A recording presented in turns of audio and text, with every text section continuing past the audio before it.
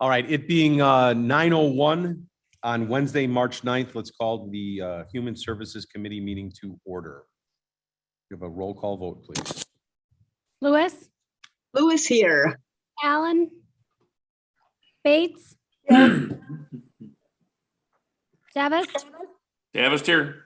Iqbal, Iqbal present. Kenyon, I'm here in the room. Purehug, Shepro, Surges here. you have a quorum. Bless you. Bless you. Approval of minutes for January 12th, January 26th, and February 9th, all in the year 2022. Kenyon moves. 8 seconds. 8 seconds. Is there any discussion? Okay, can we call a vote roll on that? Allen, Bates, Bates, aye. Davis, Davis, yes. Iqbal, Iqbal, yes.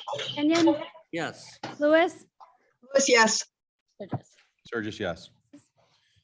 We have no one in the room. Is there anybody online for public comment? All right, spectacular.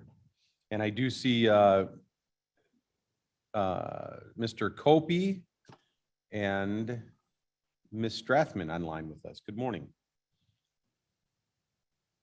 Monthly Good morning. financial reports are filed and I'm sorry, are attached for review. Is there any conversation on that? Mavis just turned on her camera. Good morning. Aye.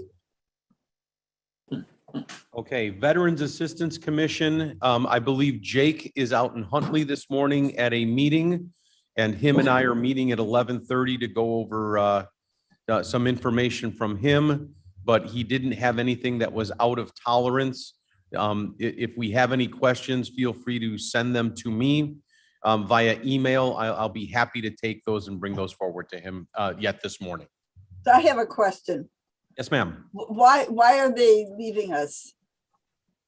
Pardon me? Why is Veterans Assistance leaving us? Well, that's a double-headed question here, because the immediate answer that I think you're asking is that by charter, they report to the Public Service Committee, and I have no idea why they were reporting here, other than when I assumed the committee, it was on the agenda, and Jake's just the nicest guy in the world, and I don't want to lose him.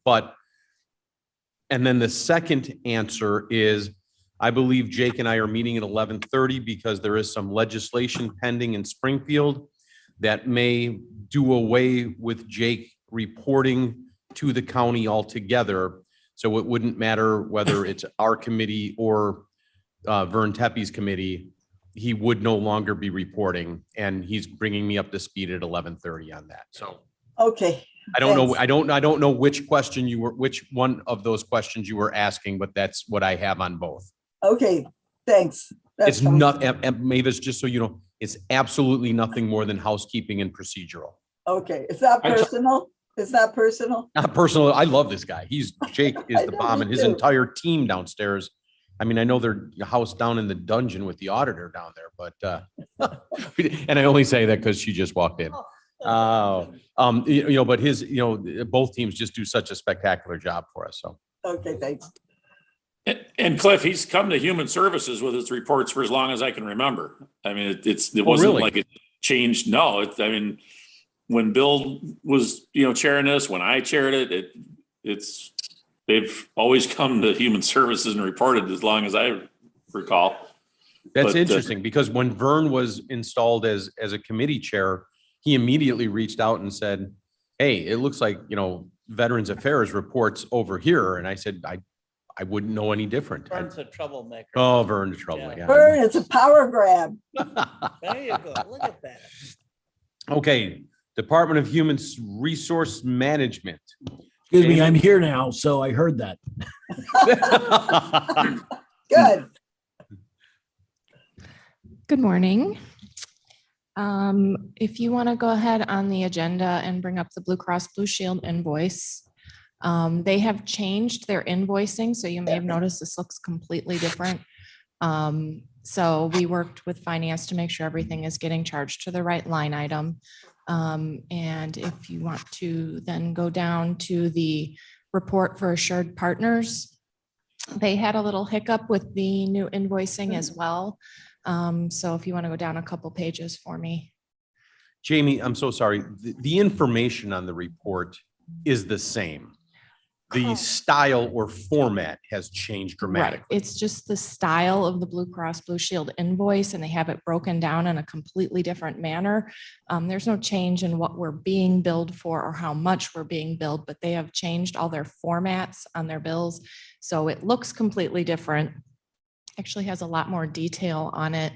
And so we did have to work with finance to make sure we were putting everything in the right line items, and that's all worked out. If you want to go down another page, 2 more pages for me. This is this month, and if you look at that, it has that big ugly red number on it for January, which did not match with the invoice when I reviewed it. So this new page, which I handed out to those in the room, I contacted Assured Partners. They went back and looked, and the new invoicing had caused some trouble in their tracker. They have since corrected those problems, and you see we have this much nicer number that we're actually $220,000 in the positive In the rather green. than $400,000 in the negative. So this is the correct tracker for January. Jamie, on this sheet, is there a, it would be very easy to get caught up in a month, monthly review and analysis. But if we're looking quarter, 6-month, year, how are we doing toward that 9 million reserve? Well, since we just started a new year, I mean, our reserve is strong. You can go back up to the financial reports if you want to look at it. I believe it's in there. Sometimes when we have an early meeting like this, it doesn't make it in. But our reserve is strong. I think we're at about 7 million and change of 9 million. So it's a very healthy reserve. And so we're starting a new year, January 1. So as you can see, January 1, we're in the green. And so we will watch that throughout the year. And for everybody on the committee, remember, this is the, what's the right phrase for this? This is the adjustment year. This is where we pushed our policy with Blue Cross Blue Shield from a 12-month to an 18-month. This is the new 12-month cycle that puts us in alignment with the rest of the world, if you will, for open enrollments. And so this is the first time our numbers may be different than they were. So I'm kind of reviewing them more on a monthly basis, which is dangerous because there's volatility on a monthly basis. And so I just want to assure everybody, we have not slipped backwards. We are ahead of schedule toward the $9 million arbitrary figure that we, placed out a few years back. So am I fair on that? Am I mistaken on that at all? No, absolutely. That's correct. Perfect. Thank you. Okay, if you want to go down, were there any other questions on health insurance or health insurance fund or invoicing? Okay, we can move on to workers' comp report. Or I'm sorry, you can go back up. I'm sorry, the applicants report. If you just kind of want to scroll through these, I don't know if anyone reviewed them or if you have any questions.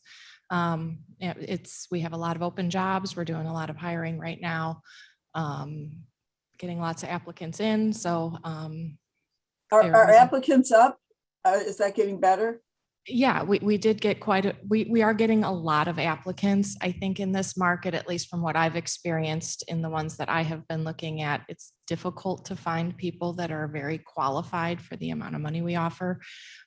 So we get a lot of applicants. We don't get a lot of applicants with a great deal of experience. So we're left training people, which can also work out well sometimes, but we are getting a lot of numbers of applicants in.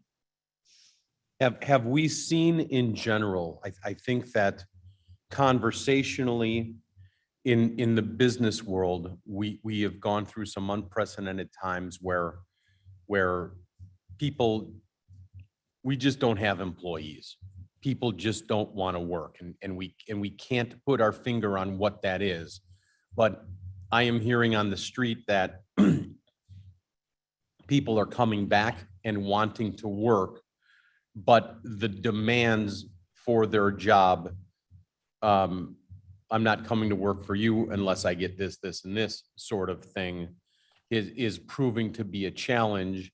along with within industries. I was out with a marketing executive last night who said even within his industry, he lost 3 people this month doing the exact same job for somebody else that paid more out of state and they can work from home.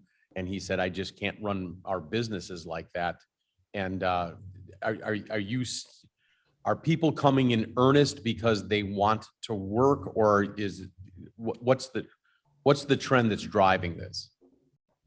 I would agree that a lot of people are demanding more as far as work from home or certain flexibilities and things like that. So your most desirable candidates may come with a few more demands because they have more options to pick from. So if they can go work for a large company that allows a full remote job, they may come in and say, you know, I'll work for you, but I want it to be remote.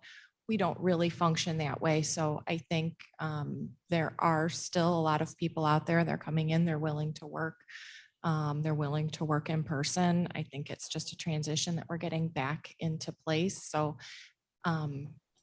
people are demanding higher wages, and that is, like I said, affecting our ability to hire people with a great deal of experience. And we're hiring more entry-level people because of the wages we offer. But we've been having a good response with applicants for our positions. Fabulous, fabulous. And thank you. I know that causes specifically your team, you know, some angst, and we appreciate that you guys approach it with a smile on your face, and you know, it's so refreshing to walk upstairs and I don't want to say hear laughter and stuff, but it's not doom and gloom, and that's really refreshing to be able to go to that environment. So thank you. Mr. Chairman, question, please. Yes, Ms. Bates.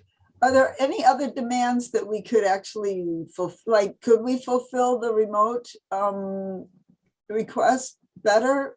Just if we wanted to, or Those decisions are entirely up to the department head and supervisors who are managing the departments, whether or not to meet people's requests for that or not, dependent on the position. So we don't really, you know, push them in one direction or another. They are able to do what they want. We just limit things like we can't have people working out of state because we're not set up as a multi-state employer. But as far as people working remotely, that's entirely within the discretion of the department head. okay, well then, if that's what people want, we should try to accommodate them, it sounds like. Mavis, it's really difficult to find continuity when so many of our jobs with many of the smaller departments require on-site. And it, you know, I've heard just within our halls, you know, why do they get to do that and we don't? Well, because the demands of your position are different than the demands of that position. And Okay. finding that continuity, I mean, you know, Sure. we do a great job of juggling that, but I don't want to pretend that that doesn't exist. Those conversations are out there, and it's really specific. And we try and leave it up to the department heads as long as we're working within guidelines that we set forward. Okay, as long as they're allowed to do that, good. Okay, thank you. Okay. They are, and it's important to remember too, there's also costs associated with work from home. And it does open a bunch of other concerns that we haven't addressed at a county level, such as, do you pay people for their internet service and things like that? Our workers' comp extends to their home location, and we have no way to know if their location where they're working is safe and free of things like trip hazards and things like that, as well as time they spend driving while on county time is covered under the county's insurance as well. So there are a lot of considerations and potential extra costs of people when they work at home. And then the county does not save money by closing offices like many big businesses who no longer need to carry an in-person workspace. So they save costs by sending people remote. The county can't benefit from that cost savings. So there's a lot to consider in remote work. Okay, thank you. Mr. Chairman, Alan, Good morning, Deb. hi. Sorry to be late. Nice to hear you all. You know, it's an interesting thing that we'll be dealing with going forward as well. We've redesigned a whole lot of our workspace to accommodate people moving in, moving out, and so on. And that's something that also has to be on our minds when we're, every now and then, we talk about the big picture, about whether we should give up the government center. Mavis and I know that old buildings are wonderful buildings and need to be protected. But we talk about a new central space. And how big are you going to build that space? If, let's say, a fifth of your workforce is working from home, do you really need to build the 6-story building? It's going to be tricky to think about that. I just wanted to toss it in and muddle things up. Deb, personally, one of my businesses, 3 years ago, we embarked on finding a new headquarters. And we said we need every bit of 10,000 square feet. And, 6 months ago, a year ago, it was, we need every bit of 6,000 square feet. And this past week is, we need every bit of 4,000 square feet. And I'm just like, what's going on? And well, the new guy we hired for Chicago, he's now works in Valparaiso, Indiana, and he doesn't come here. But you think that's enormous budget savings until you look and say, why did we just order another 20 computer monitors and docking stations? And that's because those employees that do come into the office a few days a week equally need the same setup from their home office location. And, why do we have a DSL, bill that's through the roof? Because we're paying for their DSL bills to work from home. And until you put all that into a spreadsheet and figure it out, sometimes it's amazing. You think that it's an overwhelming savings, and it's not. There's still a savings, but it's not what you thought it was. Deb and Jamie are absolutely right. If you already own the building and now it's just sitting empty, I'm not sure what savings we're realizing there, as opposed to somebody who says, we can sublease the third floor because we're not using it anymore and make up some costs there. So there's a lot that goes into it. It's not just a one size fits all Mr. Chairman? statement. Yes. But let's keep our eyes on the prize. If it's getting better employees and more applicants, maybe it's a wash in the money department, but it doesn't save us anything, but it gets us better employees and happier employees. And happier employees are better employees. I certainly understand that. If you can just show me the guarantee that says if they work from home, that makes them better, I'll be happy to back that 100%, but not quite convinced on that yet. Let's wait until the data's in. So There probably anyhow. is some data. Okay. Jamie. Details. I know. The workers' comp reports are next. Nothing particularly exciting or out of tolerance there. Did anyone have any questions?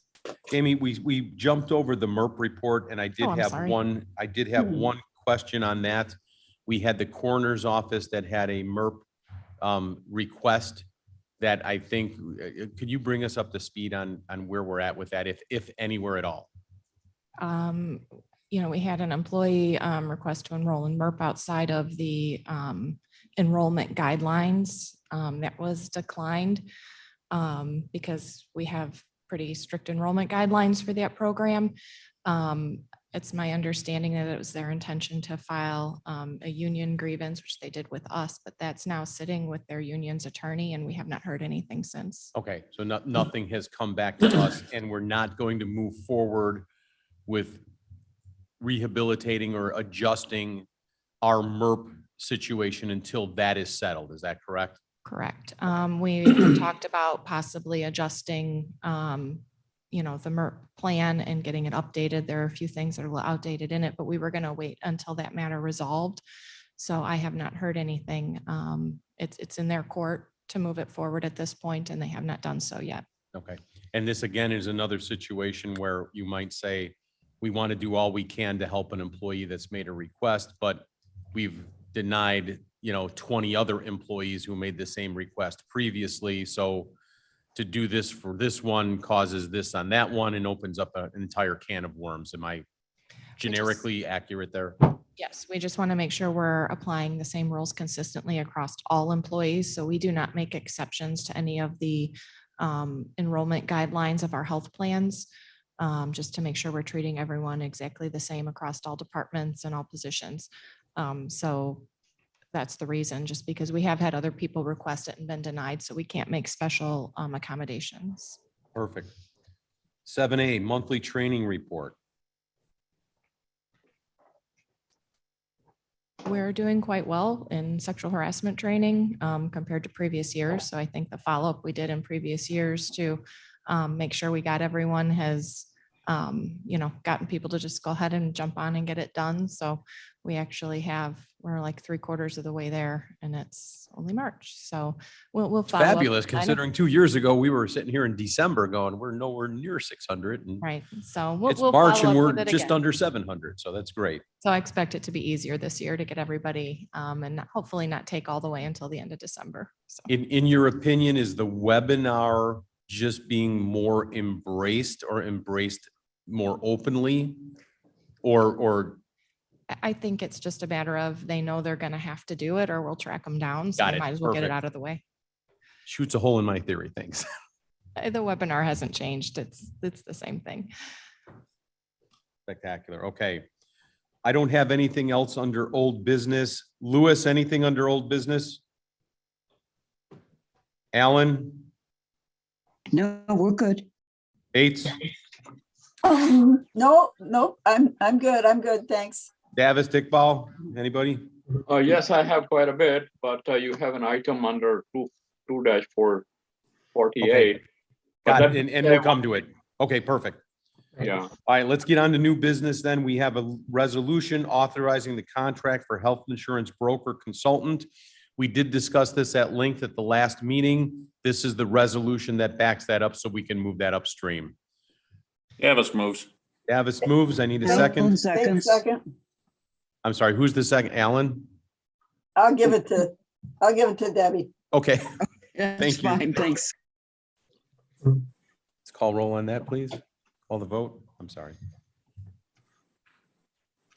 Allen, Alan, I. Bates, Bates, aye. Davis, Davis, yes. Iqbal, Iqbal, yes. Kenyon, Yes. Lewis. Louis, yes. Surges, yes. Passes. Okay, resolution amending the vacation policy with the Kane County Personnel Policy Handbook. I'll take move this forward in a second, and then we'll go into discussion. Bates moves. Bates moves. Lewis seconds. Discussion. Jamie, can you just briefly tell us what we're looking at here? Sure. We have noticed there, especially with COVID, there has been a lot of rolling of vacation time among our departments, which is actually against the policy that was in place, but it's historically been done for a long time that department heads would extend vacation. The former policy was pretty rigid that completely prohibited any rolling of any vacation time. And so in an effort to work with the departments to make sure that those department heads have a little bit of authority and flexibility to work with their staff, particularly if they're quite busy and they need a staff to extend it a little bit, they would have that ability. And then the other thing that we really wanted to cover was making sure that they didn't roll it so much or so indefinitely that we took on too much extra financial obligation, because we do have to pay out vacation when someone leaves. So if they have extremely large banks of vacation, that is a financial liability for the county. And just to put in perspective how big that can be, I did pull a report of the value of all outstanding vacation. This doesn't include the accrued vacation that people have earned and not yet been forwarded, but it's their regular enrolled vacation currently is worth about $3.4 million. So there is a lot of potential liability in vacation time. So what I'm proposing here is that we permit department heads, if needed, to roll in employees up to half the employee's annual allowance up to 6 months.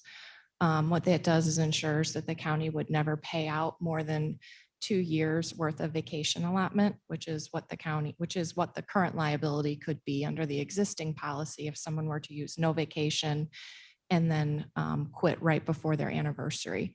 They would have 2 years worth of payout. So it kind of keeps us within the same liability range, but gives our department heads some flexibility. So a couple of things on this, if I could comment. This came to my attention going through the budget process when I saw the vacation line item and my eyes almost jumped out of my head and said, you know, is that saying hundreds of thousands or millions? And it was millions.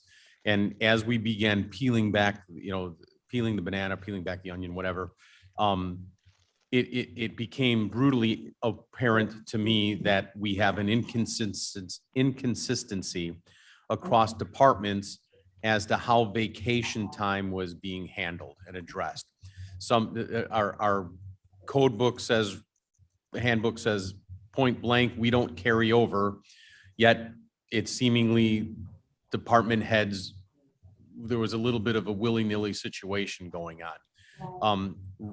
You can always try and correct things. You can try and be immediate. You can use a sledgehammer. You can, you know, we chose the velvet glove on this and say, it's not the employee's fault. I don't know that it's anybody's fault. We just need to get back into compliance. And what we're suggesting is if we can stretch this out over a period of time to get this back where the original intent was. Jamie, am I even close on this? Yes, absolutely. Okay, and try and be fair to both the county, who shows vacation as a liability line item in the millions upon millions of dollars. And I want to be fair with this because Jamie and I have interviewed employees here at the county, and one of the most shocking things to me, and Mavis, pay attention on this one. We had several employees come to us and say, I get it. I have 4 months of vacation time that I can take anytime I want to. But here at the county, I can't take vacation time because, you know, the car would come off the tracks if I did that. And we've looked at those employees and said, what a horrible feeling that you have vacation time, you work for a county of our size, and you have the pressure of thinking that you can't even take time off for a long weekend or for 10 days to go do something because, you know, we're too fragile to make that happen. So I don't know how you take a person with that level of dedication and say, hey, we're going to take that time away from you. But you understand you probably shouldn't have received that in the first part, but please take your vacation. That's your time to get away from this place, to recharge, to be with your family, to want to come back here and work. And so on one side of my mouth, oh my God, what a dedicated employee. On the other side of my mouth, oh my God, what are we doing to help this guy get some downtime or woman get some downtime? And Jamie, am I even remotely off base on that? Yeah, that is absolutely correct. And I think that this is something that we're going to have to spend the next year, 18 months working on to make sure our departments have the necessary backup because, you know, things happen. We can't have an employee that if they're gone for a week is going to set their department into turmoil. We certainly need to make sure we have the right backup and everything in place and training to make sure that our employees can comfortably take the time off that they've earned. I think the rest time that vacation provides is essential to those happy and functional employees. What we really want is for these employees to take their vacation. Take the time, Mhm. get away. Yes. And just so I'm perfectly clear on this, remember, we are in a new age where I believe the internal control group versus the county employees are two different buckets. And we are only speaking on behalf of the buckets that we can control. Correct. This doesn't reach into the internal control group. No, this policy would not affect elected officials unless they have adopted our policies, and then they would have a choice to adopt it or not. So this is strictly the departments under the county board jurisdiction. And also it will not apply to any union employees that are currently operating under a union contract that addresses vacation time outside of our policy. Their union contracts would supersede our policy handbook. And John, I'll get right to you, but so everybody understands, you just heard me use a phrase for the first time, them and us, the internal control group versus those that we can control. And I'm doing that very deliberately because I believe over the next several 6, 8, 10 months that we're going to have several issues that come up that straddle the two buckets. And at least for me, it was very confusing to say, but I thought you said it was for the whole county. Well, it is for the whole county that we control at the board level. Okay, We don't control the internal control portions for of an elected official, such as the state's attorney's office or am I, Correct. Our handbook applies only to our county departments unless that elected official has chosen to adopt it and apply it to their staff. do they? Some do and some don't. Organizations like the state's attorney and the sheriff's office have their own employee handbook. I think the circuit clerk does as well. Some of our smaller departments, like the county clerk, has adopted our policy handbook and uses it. So it really varies from department to department. It's their option. And each time there's a new elected official, it's their option all over again. So Mr. what Martin? I'm sorry, maybe. Yeah, Mr. Chairman, what is our recommendation here? It's very small. I can't, Our recommendation is to get this passed and move to the next level. okay. That's my Do recommendation. what? We've tried to stretch this out as far as we can within parameters that would help satisfy our goals along with Joe Onzik goals along with Joe Onzik representing finance, along with satisfying the general tendencies of the employees that Okay. expected to have this money, or this time I available to them. see. You're allowed to carry over for 1 year, it looks like. 6 months, up to half your vacation, up to 6 months. Yeah, that's That's for the not what- question. That's not what it Hang on, says here. hang on. Mavis, does that answer your question? Well, Blair, can you go back to where we were just a second ago, where it said vacation time can be carried over for 1 year? There it is. Computer vacation person carryover formerly for known the as year. Blair, thank you so much. This is somebody else. All vacation earned during a year must be taken during the following year or it will be forfeited. That's So, the current policy. Yes. So it's earned. So the way our current system works is you accrue vacation within a year. You're not allowed to take any of that vacation. It just accrues. And then Oh. at the 1 year mark, you are forwarded an entire bank of your full allowance and you have to use it in that following year. If you do not, that is when you forfeit it. So our employees carry whatever they're accruing in the current year that hasn't been forwarded to them yet. And then they also have their earned vacation that has been forwarded to them. So that way, every time they reach their anniversary date, they get forwarded their accrued vacation that they earned in the previous year. And any carryover that they have that they did not use would then be forfeited. So this policy, if you read below, adds that if department needs or circumstances restrict an employee from taking all of their earned vacation in that benefit year, the department head may authorize up to 1/2 of the employee's annual vacation entitlement to extend up to 6 months beyond its expiration date. So that would be the rollover provision that was added. okay. And we have That's five kinda other things complicated. we have 5 other things to get to, but Okay, John Martin, I'm not on the committee, but I wanted to just volunteer personal experience because in my firm, our numbers were significantly smaller than obviously than you got at the county.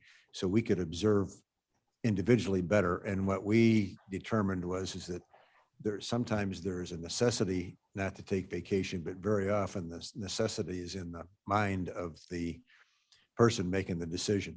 And from our standpoint, we just simply said, I mean, we were much more brittle than saying you could take it 6 months. But it's a factor that I think we do run thin and maybe too thin in some circumstances within the county. But I think in reality, there is a mindset of some individuals that the world can't get along without them. And none of us truly meets that standard. no one, yeah, I agree. I agree. Enough. But we want those people to understand genuinely, You want to be. there's no fair. penalty if you go on vacation. Gosh, go recharge, come You wanna make back. Certain people, you want to make certain people, everything you've said is correct. I'm just saying that perception that life can't get on without me. Alan, maybe question? Is sometimes a factor in that. And Okay. I didn't mean to stray your. No, John, thank you so much. I have Anita, Mo, but I think Mark was next. Yeah, thank you. The nod to their well-being and downtime is admirable, but for some, the choice might be that they'd rather, have the money because they want to put a pool in the backyard for the kids, or I don't know, whatever it is. Yeah, I mean, we allow vacation pay on termination, but we're handcuffing ourselves on payment in lieu of taking the time. From an accounting standpoint, I'm not sure why we would, want to do that to ourselves. Maybe want to limit it, but why, what's the thinking behind not allowing payment in lieu of time ever? That's not new, so that's an existing, I think it's just a budgetary reason, but that was an existing part of policy that wasn't added. We have never permitted any salary payment to be made in lieu of vacation not taken, that I'm aware of. So I think that policy, that part of the policy has always been in place. Okay, well, I can accept Some that. counties but- allow it, so. Yeah. In the manufacturing world, if we ever come across something and we say, well, why are we doing it like that? Well, because we've always done it that way. I abhor that answer. I get it. I personally don't see a reason to change it. I think it's for budgetary reasons. If you give that, I do believe you'd have a lot of people that would choose to take the money over the vacation time. So I actually agree with that provision. So I intentionally didn't change it. But it would be So- off your books. Let me ask you this. How often do people end up forfeiting? How much, obviously that would be to the benefit of the county. It goes off the books and we didn't pay it out. How often does that happen? I Let haven't you know in researched that, 2 but- years, I think. I haven't researched that, but I certainly can. I would imagine we can run a report indicating forfeited vacation. So I'm not really sure how often it happens. I think the idea behind it was, please take your vacation. Yes. Nobody wants to lose it. So I think that's what it was. I do think you would have a lot of people sign up for salary payments in lieu of not taking their vacation, but unfortunately then they don't get their rest time. And I do think it's important that they get their rest time. So I remain in favor of not making a salary payment in lieu of vacation. But if that's And- something and the Mark, board would like to entertain, I can research it. Mark, I think the real question that I've continued to have on this, and it's an elusive one, what's the line item supposed to be in the budget? Well, if this number of employees based on this amount of vacation, what should that line item be? And I'm just telling you that we're probably triple that number. And it's out of tolerance and we need to get it back. So once it's back within tolerance, I'd be happy to look at whatever we need to do. But right now, it's ridiculously out of tolerance. And we need to do, so let's spend the next 18 months getting it cleaned up. And then in some other budget cycle, we'll be able to say, we're within tolerance. Now, how would we like to handle that? And that's my recommendation to the group. Anita, did you have a question? Yes, I have, well, not really questions. I have multiple opinions. First to Mark, the pay instead of vacation. When I was in manufacturing, we had over the years done both. And it's a huge thing because you have employees that have 4 weeks of vacation and then they decide to work and you're paying them extra, so instead of paying them 12 months in the year, you're paying them 13. So it is a big budget thing, especially with older employees that have higher salaries anyway. And then we went to we're not doing it for anybody. And then in the end, we opted with kind of a hybrid. We said, if you have 4 weeks of vacation, you can sell back 2. And you had to sell them back at the beginning of the year. So at least we knew what we were getting hit with. Something to consider further down the line. Do we allow people to take vacation days in half-day increments? I don't know that. Yes, we do. Jamie says Okay. yes. Okay, because a lot of times if you encourage those long-term employees, say, hey, you know what? Why don't you take every Friday afternoon off in summer? So that they do get a little rest time, but yet they can still, they don't feel like they're deserting their post.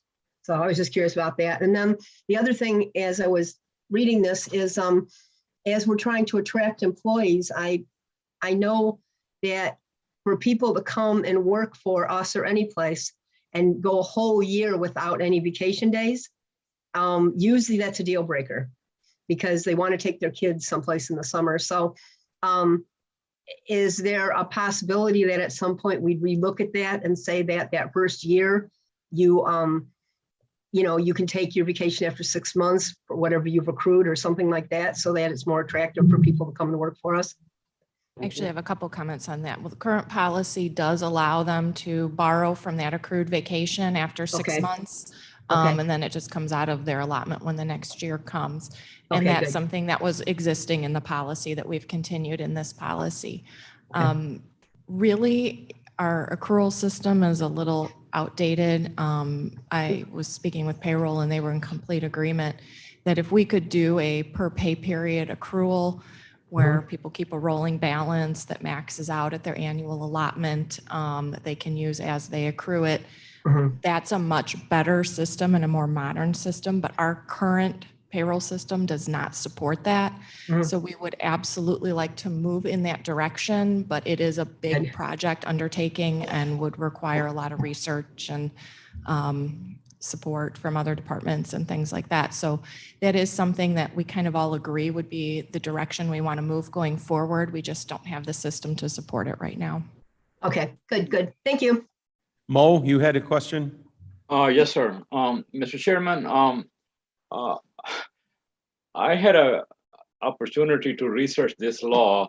There's a clause in this policy which says your vacation would be forfeited, would go away. And based on my knowledge, there are two kind of states: one that allow this forfeiture, and the others that don't. Illinois is that one that doesn't allow forfeiture. So I would like the department to research that clause. Is it legal before we go forward?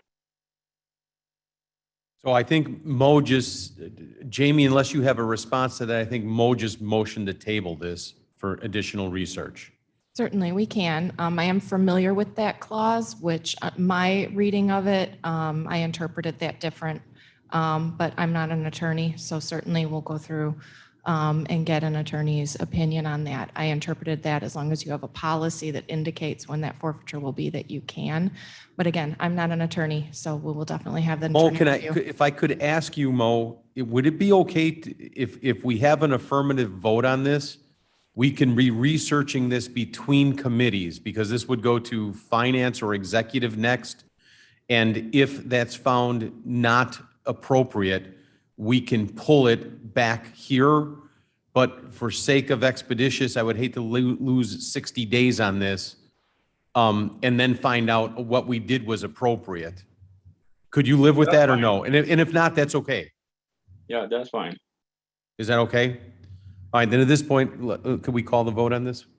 Mr. Chairman, can I ask a quick one? No, of course you can, Deb. Stop. Jamie, when you're doing your researching, I have two more. One is, what is the cost involved in changing our payroll system so that we can accrue as we go? And then the second one is, how much of that tremendous balance that you're looking at, Cliff, how much of that is in the internal control part and how much of that is in the county part? Because the internal control part, you're not going to be able to change anyway, correct? I don't know that we have that. Oh, do we have that data? I do. I have it you broken do? down by department. I don't have it summed, but I have the department totals. Could you do me a favor? Could you send that out to the committee rather than do that verbally, because for the sake of time? Yep. Let's go ahead and get that out so that's published and everybody knows it. That's fine. And I can consult with IT regarding, what would be needed on as far as what systems are available as far as. And we'll the bring that up accruals. later in the discussion as well. Go ahead. Alan, What we're okay, This we're is roll voting on call? this. We're going to try and get these answers between now and finance. Is Exec. that Yep, correct? between now and Okay. exec, yes. Alan, I. Bates, Bates, aye. Davis, With some reservation, yes. Iqbal, Iqbal, yes. Kenyon. Kenyon, Yes. Lewis, Lewis, yes. Sturgis. Surges, yes. Yes. And thank you. And I hope everybody holds our feet to the fire that we'll get those answers well in advance of exec. So. Okay, Finance, Cliff. I'm sorry. I think finance is the next So, committee. okay, let me just ask that. Mark and John Martin are in the room. how do you know what goes to finance versus what goes to exec? If it has money, Expenditure of funds will trigger finance for Money, sure. I think it goes to finance. So we're Yep. not asking for any money. So will this go Well- to exec or finance? How does that work? It's a huge line item, isn't it? There's a financial aspect to it that I think there's enough potential for money. But that's for fine with me. I'm transaction just, That finance would be the appropriate next step. Karen, if you can just make note, this is going to finance. I'm changing that now. Thank you. Perfect. Thank you. Okay, Jamie, bring us up to speed a little bit on County Code 2-48, and I think Mo had some input on that. Yes, this came out of executive committee, I believe, and sent down for review to Human Services. County Code 248, which outlines the roles of the standing committees, and also addresses some issues regarding department heads. It just needs a lot of housekeeping. Many of these committee charters are not necessarily what we're doing right now. So there's some housekeeping that needs to be done on it. And my understanding of the recommendation that came from executive was that they would like each committee to review their own charter on here and send their recommendations back to Human Services to work on compiling that into a draft. One of the other issues that we need to address is the supervision of department heads. Right now, that is a gray area. And we need to firm up who supervises a department head and is able to administer disciplinary action if needed. And for that reason, I have also attached a discussion for the disciplinary guidelines out of the handbook, which just because it dovetails into that portion, there are no edits on what is attached, but just I included it for reference. And we may need to also add back in, it's my understanding that my predecessor took out the part where department heads were subject to the disciplinary guidelines. So we need to add that back in. So if I can on this, I have the pleasure oftentimes of sitting up here knowing that I don't always have to do the heavy lifting, that there's so many, more qualified people on this committee. And I think Dr. Iqbal has really picked up on this. Did everybody get Mo's redlined version of this? And have you read it? No. There it is. I'm going to take that as you have not. It is in the packet. Okay, it should so be in front of I'm you. going to Oh, okay, make. that's Mo's version. Gotcha. Yeah, so since we're not taking action on this today, I think Jamie very, very eloquently said the departments are going to rewrite their charters to better align, and I think that's with what they do, and that's just housekeeping. But I think from a board's perspective, the challenge that I'm laying out to everybody is we have been tap dancing around this. Who does the department head report to? Do they report to the county board chair or do they report to the committee chair? And I think what we're trying to do is clean that up so that we understand that much clearer than it exists today. Jamie, am I off base on that at all? That's correct. We just have to decide who we want that to be, and it can be some kind of combination or with the consent of, there's a lot of directions you can go, but we want to make sure it's clear who has the authority to assess disciplinary action when needed, so that it does not require, so there's just to clear up the ambiguity. And the ambiguity, just so we're clear, if there was an employee under a department head that had a problem, there should be no ambiguity as to who the direct report is and how that concern should be addressed. And so this isn't a power play. This isn't politics. This is point blank. We need to make it crystal clear for the people that work for us how this works. And I, for one, I am not clear on this whatsoever. So if we can clean this up, no action today, but if everybody could read this, understand the perspective we're coming from, and help get your thoughts together. Please don't wait till 10 minutes before the next meeting. Set a goal to read this and, maybe by Friday or over the weekend, and then get your notes back. And Mo, I can't say thank you enough for doing the heavy lifting on this. Dr. Iqbal has oftentimes brought things to this committee and he gets delayed, until we get to him. Well, some of this stuff we're getting to now, and I appreciate your patience, Mo, and hopefully we've always honored, your request and bringing the stuff forward, and this is one of those, so. Fair? May I make a comment? Who is on? Madam Chair. Hello, Madam Chair. Hi, good morning. I've been listening to your committee report. I just have a comment regarding who the department heads speak to. And here's to both. The position of Kane County Chair is in charge of hiring the department heads. And that can be checked and verified. And also, obviously, if there's any, if we have to relieve them of those responsibilities, the department or the chair is also responsible for signing those documents. So ultimately, they have to report to this position. I'm not talking about me, just to the position. Because a committee, head of a committee has many people oftentimes reporting to them. They're in charge of the overall flow of the work of the department head. But the chair, hopefully, it's what I've been trying to do, is to see the relationships between one department head's work compared to another to work for collaborative process, which ultimately means they have to respond to the chair. So it is it's both committee chair as well as chair of the board. It's a combination of both.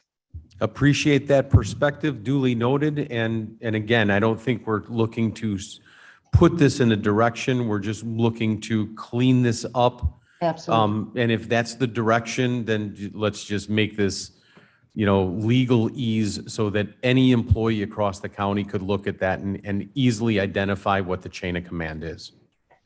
Fair? Yes, and it can be, every time, just if we want to put in best practice, which I've been doing through my own, is that if there's any issues with a department head of a unique request, I have the authority to sign, but I also ask for the the chair of that committee to also co-sign it. So it is done collaboratively. So Agreed. we're both on the same page. Agreed. Okay, if there's no other questions on that. Madam Chairman and Mr. Chairman, this is Alan, and I want to throw something else in. Sure. Okay. Only because I've been here for a while. This goes back a long time, but we had one instance where a department head went to the state's attorney and another department head went to the chairperson of the board. And you set up a situation where now you have two elected officials, the state's attorney and the chairman or chairwoman of the board. It was a mess. It was just awful. And I just want us to keep that in mind too, that we want to try and not have that situation again if we can. I don't know how to solve it, but I'd like to not have that problem again. Thank you. Yeah, and Mo, I see your hand, but Deb, you know what? I can't agree more. And it's so easy to look at these things when everybody's getting along and, we've got a big kumbaya going on. But let's not forget the times in the past where they've been a little uglier and contentious. And so as long as we're in a good place right now, let's just get this cleaned up. Mo, you had a question? Mo, can you hear me? Mo, you're muted. Okay, here I go. There you go. Regarding your questions, I try to answer it in my red line. Who does, there are two questions. One is who is the department head reporting to? And that's a complex question. I try to make a matrix out of this whole departments and the committee, and it appears that one department head is sometime, depending on the department, is reporting to many committees. So the disciplining of a director becomes hard thing. It's not a one-to-one. In human resources, we have a very easy thing. Is a department is human resources and committee is human services. So it's a one-to-one. But you look at the other department, for example, development or water resources, energy. Those department heads report to different committees. So the disciplining becomes a little bit harder. So I try to address it in my red line. So please read it and see if you agree with that or not. The same thing is reporting. Reporting is complex. I will send you the metrics I made, but it becomes complex and I gave up. I thought it's hard. Particularly with the new language coming in from the committees, I would rather wait and see what committees are doing what, so we can make a matrix of who is reporting to whom. Mo went deep into the weeds on this, folks. So, I mean, Mo, I give you all the respect I can muster on this because I did not, knowing that you were there, relieved me of going there. And I can't say I appreciate it enough. So let's please go back and review his notes and let's try and get some feedback, within 10 days, well in advance of this so that we can put it together. One other thing. Yes, sir. Yeah, I'm not done with my red line. I added the language to it regarding the working of the standing committees and the ad hoc committees. But the first part, I left it alone and I would go back and update it. I was hoping that someone would read it and give me comments on the red line so I don't have to correct the things 2 times, it has to be 1 time. So please give me your comments. Very fair. Thank you. Thanks for the hard work, Mo. Jamie, if we could move on to the discipline policy, please. Did you want, before we move on, did you want to set a timeline for working on this project regarding the county code, or at least expectations for future meetings? 10 days. Let's get the information back. Mo spent hours putting this together. The least we could do is read it and respond. Okay, did you want me to send anything out to the other committee chairs regarding updating their portions Oh, of the sure. code? I'm sorry. I thought that was already done. No, that hasn't been done yet, so I should. Yep, let's go give ahead to with the that, committee. please. Okay, can do that. No, Discipline- excuse me, Anita. Yes. On jobs, we are working on that diligently. And we did the first draft and second draft this week. So I'm thinking maybe if we tell departments that you're gonna have to give them another month probably, since the departments only meet once a month. But I think for our red line comments to Jamie, the 10 days is good. That's exactly what I meant. Yes. Okay, that's what I Well thought. done, I was just Anita. clarifying it for myself. Thank you. Jamie, is that, Yes, that's how I understood it as I'm well. I would chuckling, but you understand. I would Yes. expect probably 1 to 2 months from the committees. Her committee has started on it. There's no way to know if they've all started on it. If they haven't, I would think they'd need at least 2 committee meetings. Perfect. So we'll put that in the communication. And Jamie, again, thank you for, Jamie stands here up here with a very calm voice and, very eloquent in her. She is juggling so much right now, drinking from a fire hose, and she makes it look easy. And I thank you so much. So keep going, James. Let's talk about discipline policy. I didn't have any edits within the discipline policy. I kind of just put it up there to kind of sit with the county code as it interacts. Why is this here? Is there something that needed to be changed? Is there a housekeeping? Why is this on the agenda? So as we discussed the disciplinary guidelines for department heads and how it sits in the county code, my predecessor did remove that the department heads, she made some edits to this that kind of took department heads out of this. So we need to put it back in, which we can do just that, or I can go through and I can review and update the whole policy if we're going to change it. So that's really up to you if you'd like me to go through and vet the whole policy, or if you just want us to add back in some of those changes as it dovetails with the county Let's code. try and do this for the sake of time. I think if we're going to open it, we should open it and look at it. Does Okay. anybody feel differently on that? James, I think you have some concurrence to say, if you're looking for direction, don't just put a Band-Aid on this. Let's take a look and get this updated across the boards. Okay, I will do Okay. that. Okay, And maybe retirement. point us in the direction of what she removed. Yeah, redlining, yes. Yeah. Yes, I can go back and look at the previous version, but she made a number of changes to it that I believe made it essentially so that this didn't cover department heads, or it took out the part that specifically listed that it covers department heads.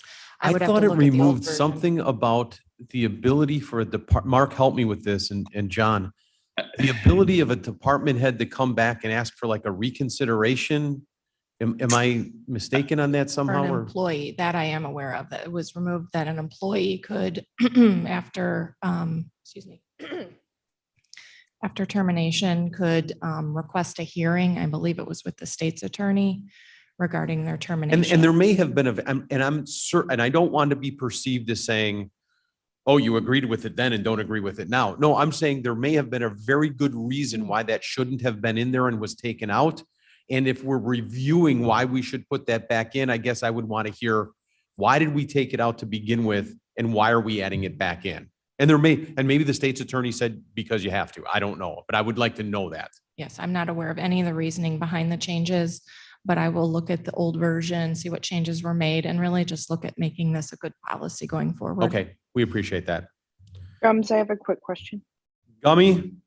I apologize, but in an effort to read all this, do we have a PDF of the version prior to changes and then the PDF that can be sent to us for review of the after changes? Is that This possible? goes back several years, so I don't, I think it's 2019. I mean, I could probably find the old version if you'd like to review it. Yeah. We're not necessarily going to look at going back to the old version, just at No. making this one correct. But if you're interested, just out of curiosity, I probably can find the draft prior to these 2019 changes. just Yeah, I quickly, would- does I would everybody like that. want that or just Michelle? Sure. If we're gonna open this and look at it, it's probably a We all want good it. foundational piece to look at.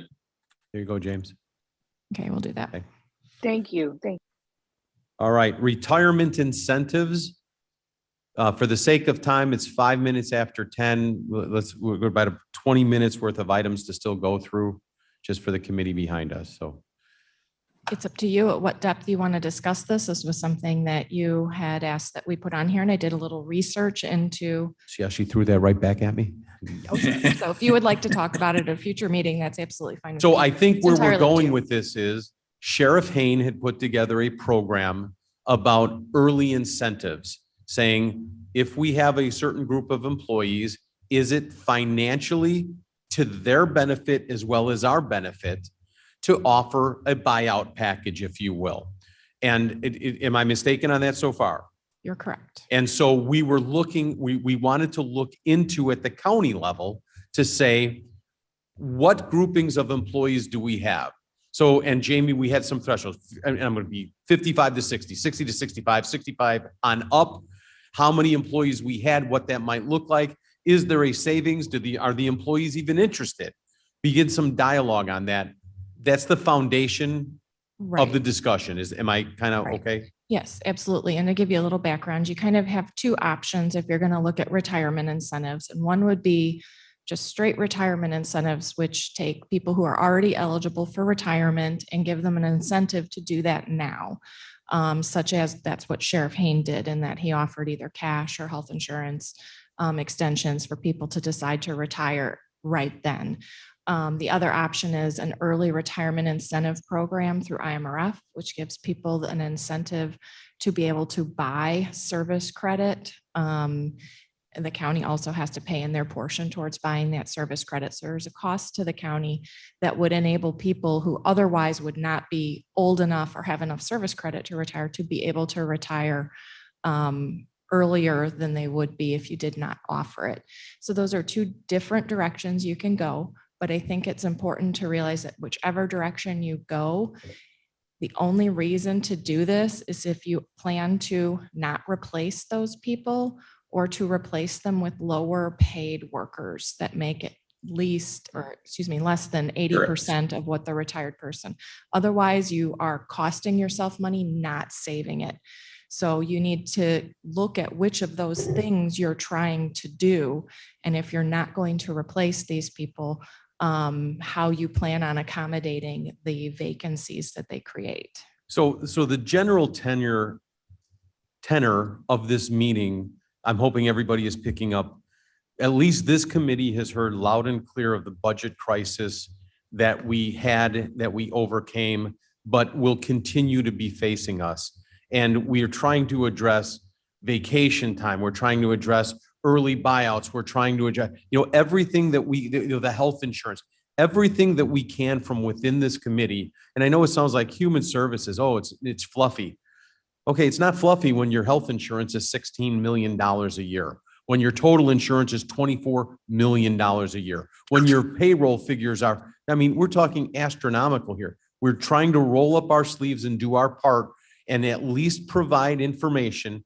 This is not, because I don't want this to get out saying, can you believe what human services did? They're trying to kick us out because we're old. No, that's not the case in any way, shape, or form. We're just trying to look and explore and say, what are some of the options available? And we shouldn't be letting vacation time sit on a shelf that's unused and then just accruing. We shouldn't be if there's a buyout package, if we find out that there's 100 people in those brackets and they've been waiting for a buyout and we haven't provided it, then who's silly? It's us. We should at least be researching it. And that's kind of the veil or the cape that we've wrapped this in. Jamie, Absolutely, absolutely. did I step in a bucket there or am I okay? No, you're correct. I think another thing Okay. too, based on current market conditions, I think the intention of replacing our workers with lower wage workers is not realistic right now. So you'd really need to look at doing this because of an intention to reduce the workforce size. Okay, and some of it is technology driven. Some of it is, we have departments that have people that are doing things one way, that technology has replaced that, and we may not need to make that replacement. On the other hand, there might be other departments that say, that's great for you, but we need 14 more people. So we're just trying to rebalance the buckets, that's all. Fair? Yes. Okay, and with the consensus of the committee, Jamie and I would like to continue moving forward with this, or if there's somebody else that would like to be the primary liaison to work with Jamie, I'm totally open to that as well. If there's somebody smarter than me on this, feel free to pick the ball up and run with it. Mr. Chairman Allen. Hang on, Mr. Martin had his hand up first, Deb. No, I'm not volunteering. That's fine. That's fine. Don't you start this conversation by a memo to the department heads that asks them to evaluate within their departments? I think we've done that. We have not reached out to department heads. This is We have just a not done that. preliminary But discussion I to mean- find out if you want us to pursue it or Yes. not. So this, we're because asking it's- that question. Yeah, because if you don't do it, this is the tail wagging the dog. If they think that they could benefit from it, then it's positive. And if they don't have employees because of technology or whatever else, then why are we going through the effort and creating the problem? Fair enough. Deb? I just got a wanted us to take a look that Forest Preserve has just done this. And if you remember, they made suggestions of combining responsibilities in order to reduce the size of staff in some cases. So can we take a quick look at the Forest Preserve? Because I think there were 10 or 12 people involved and it was like maybe $3 million that the organization would have to absorb if all of those people chose to take the early retirement. So it's a big number. Thanks. Interesting. I would love to compare Ron's notes from the sheriff's department, the forest preserves, but I'm looking for consensus here to move forward with just conversation, nothing more, just conversation with the departments. I think Is there Mr. anybody Martin's oppo- suggestion is right on point. Pardon me? Mr. Martin's suggestion is right on point. Find out a little bit first about, the interest or need before we get too much further into it. Because from what I heard in this meeting, we have a lot of other stuff to work on. Absolutely. Jamie, do you have the direction we need on this, or is this too ambiguous still? No, absolutely. That's again, I didn't want to send something out to all department heads and say, how do you feel about this if the committee was going to not be interested? So I just wanted to make sure there was some interest there, and then we will continue researching it for more information. Okay, I thank you so much, everyone. I have 3 items that were not on agenda, but are discussion points that we don't need to get in depth into, but I do want to just get them up for conversation's sake. And I do believe that what I've heard at the board level is that we may need to revisit something in terms of nepotism rules or regulations or policies. And I'm certainly don't have any direction on that. I just know that that's one of the bullet points that we have for conversation's sake, that Jamie and I will meet individually on and try and report back at a later meeting. We do need to outline the business study. I think everybody has heard, let me rephrase that. I believe the board members have heard multiple references to the business study, the wage study, the unfunded mandate study that we are beginning to roll into, congeal into, one master plan as we've realized this will be 100 to 150,000 for this. Our $35,000 goal for this was ridiculously low. This can be done in-house. This can't be. And Jamie and I will try and have some additional information and make that a much nicer package to bring to this committee, if not straight to the committee of the whole, to begin that discussion in earnest. Jamie, am I off base? Is that? That's correct. I have to sit down with finance, find out more about what they need from their mandate study, and we need to look at the possibility of combining those into one scope. But I have not met with them yet, so we need to do that and bring you more information. Okay. And again, yesterday we talked about a month ago at the executive level, we spoke of up to $150,000 for the unfunded mandates. Then yesterday we mentioned we received 137 pages of reports in from different departments, some of them very poignant and spot on, some of them gray as could be and needing much more attention. We just want to be able to continue to funnel that down and focus it and bring that back. But I don't want anybody to think that we're resting on our laurels on this. This continues to move forward. And Jamie, you and your entire team, thank you so much for that. And then the final thing that I want to discuss, it is becoming more and more apparent to me that and Mark and John, I might ask for your help on this. At some point in time, payroll was part of human services, not finance. And it was moved from that department to this department, blah, blah, blah, blah. And it is becoming more than apparent to me that it should be back under human services. That we're missing a big checks and balance system in there. I think Joe's team is stretched beyond belief, and I don't want to speak with Joe, but Jamie and I have begun discussing this, which was a frivolous comment here or there, and is now a much stronger discussion that we don't have any details for that. We don't have it worked out, but I do want to at least bring that to the consciousness of the committee to say, I don't know why it was pulled from here, but I think at some point we may want to look at putting that back to make sure that we have a very clean, very transparent, very straightforward process for payroll that's in conjunction with all the other aspect of human services.